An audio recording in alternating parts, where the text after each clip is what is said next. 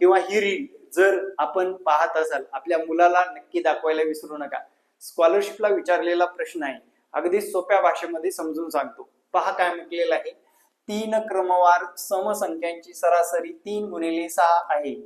त्या संख्या क्रमाने लावल्यास मधोमध येणाऱ्या संख्येच्या आधीची लगतची विषम संख्या आणि मोठ्या संख्येच्या नंतरची लगतची समसंख्या ओळखायला सांगितलेलं आहे. विद्यार्थी मित्रांनो, खूप सुंदर प्रश्न आहे, आपल्याला तो सोडवायचा आहे.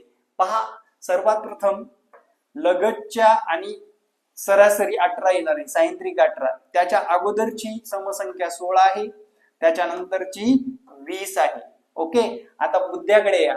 त्या संख्या क्रमाने लावल्यास मधोमध येणाऱ्या संख्येच्या आधीची लगतची संख्या विषम लगतची संख्या म्हणजे विद्यार्थी मित्रांनो 17 येईल आणि मोठ्या संख्येच्या नंतरची लगतची समसंख्या म्हटले 20 नंतरची लगतची 22 ही समसंख्या आहे. मग 17 22 ऑप्शन मध्ये कोणते आहे, तर 17 22 3 नंबरच्या ऑप्शन मध्ये आहे. विद्यार्थी मित्रांनो, या प्रश्नाचं उत्तर 3 नंबर एकदम करेक्ट आहे. विद्यार्थी मित्रांनो, प्रश्न आवडला असेल तर नक्की फॉलो करायला विसरू नका आणि आपण